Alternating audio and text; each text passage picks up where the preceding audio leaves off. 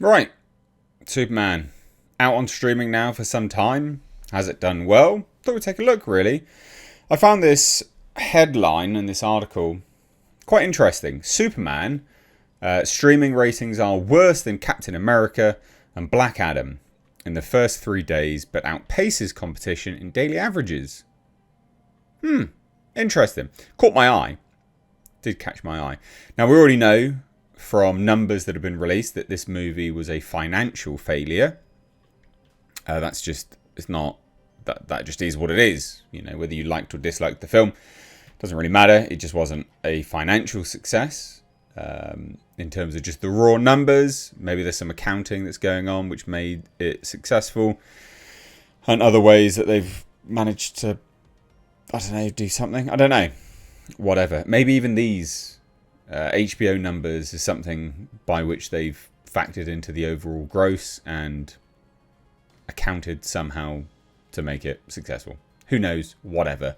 But I thought it was interesting to see what the actual numbers were. And just see whether there's real legs behind this new DC universe. We hear, there's a lot of people that have been saying it. I myself have been saying it. Comic book movies, I think they've had their day. I think there's a real fatigue setting in. Doesn't mean that movies can't be successful. It doesn't mean that, you know, every single comic book movie that will come out will be a failure. On the contrary, I think that there will be always will be outliers. Spider-Man, for instance, always has been and always will be, I believe, an outlier. I think people just really quite like Spider-Man. If you go back to even the Raimi Spider-Man, those movies were massively successful for Sony, hugely successful, in fact.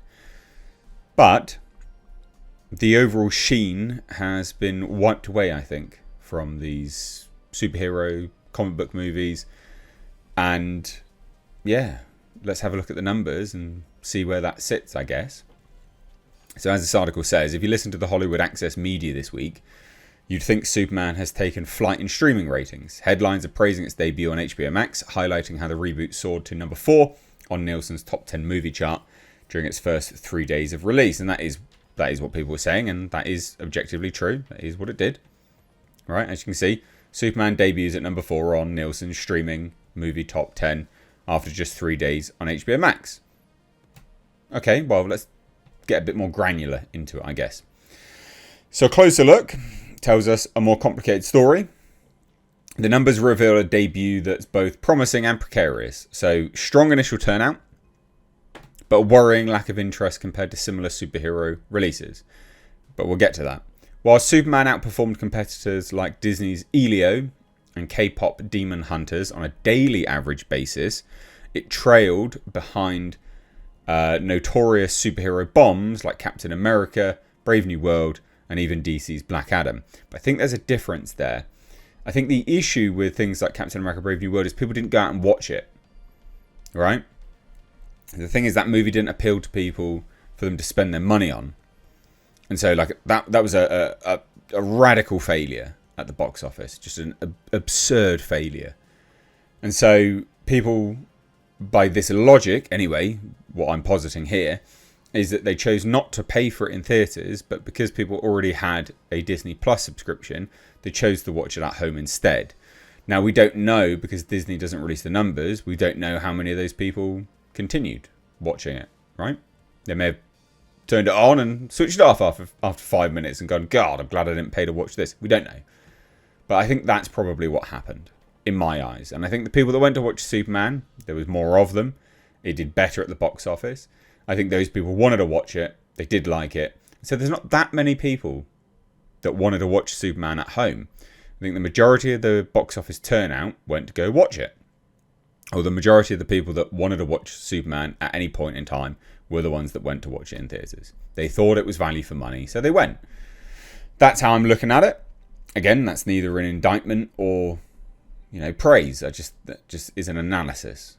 But anyway, so according to Nielsen's official report for September 15th to 21st, 2025, Superman generated 513 million minutes of view time, enough to take the number 4 spot among streaming movies. However, it failed to crack Nielsen's overall top 10, and that is a list that includes both movies and TV series. So that means Superman didn't crash, but it didn't blow up. Right? It's quite long as well. And so for a film which is meant to launch an entire cinematic universe, good but not great probably isn't good enough. But then that is dependent on whether DC and Warner Brothers wants to play the long game. If they want to play the long game, then that makes perfect sense, right? If they're happy to build and work towards something, then that makes sense. That's okay. But we just don't know, right? So Marvel's Captain America Brave New World debuted with 750 million minutes over 4 days, and Thunderbolts was 702 million minutes in 5 days, both charting across Nielsen's overall and movie lists, whilst these results were measured in a longer period than Superman's tracked ratings. When averaging per day viewership, Superman still lags behind Brave New World. But again, I think it's down to what I said. Right, these movies did worse. Brave New World and Thunderbolts did worse at the box office than Superman did. And so therefore I think people probably just didn't go watch them because they didn't feel like it was worth paying to go watch. But when you can lump it in with your overall Disney subscription, I think people found a value for money there in time to at least try and watch it. That's how that's how I see it. I don't know whether that's true, obviously, but that's just how I see it. So the math might be hard to, it's hard to ignore. Gunn Superman pulled 171 million minutes per day compared to 187 million minutes per day for Brave New World. And considering that Superman dropped on a Friday, its weekend spike almost certainly fell off during the work week, which is true. That's probably the case as well. Thunderbolts was 140 million minutes per day, so not great, obviously, but never mind. Black Adam beat it. So Black Adam scored 632 million minutes during its first 3 days on HBO Max. That is actually quite crazy, to be fair. Like, what? Why? What? That's a weird one, isn't it? Black Adam did really well on stream. Why? Why did it do really well on stream? Again, maybe because of what I said. Maybe people just didn't want to go watch that, and then wanted to watch it on HBO. I guess.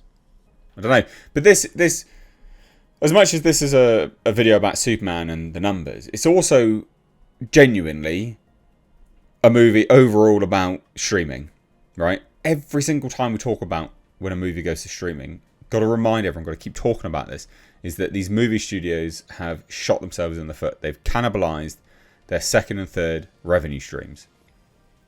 Before, a movie would come out, we're talking like in the 90s, a movie would come out and then it would be available on VHS and you go rent it, right?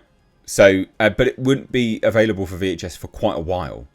So realistically, you kind of had to watch it in the movie theatres if you didn't want to be left behind anyone. All right, and that made a big difference. And then, yeah, sure, you'd rent it on VHS. That would make loads of money for studios. Sometimes, like, a movie would genuinely turn a profit just based on VHS sales. Then, rentals. Then you'd be able to buy it and on VHS and DVD, etc., when that happened. They've completely screwed themselves. They've completely screwed their own market. On-demand cultures have destroyed their market share. It's madness. It's absolute madness. So, is this good? Is this bad? I don't know, really. It's not doing great on streaming, but it's not horrendous either. I just don't think it's good enough. It's obviously good enough for them to greenlight Man of Tomorrow. They'd already greenlit Supergirl and was shooting it, so you can't really use that as an argument. But it is interesting. I do wonder what will happen moving forwards. So there you go, especially because they're talking about a sale, right? Warner Brothers up for sale, basically, which is bizarre, but okay. So there you go, Superman. Has it flown? Let me know down below what you guys think. Take care. Bye-bye now.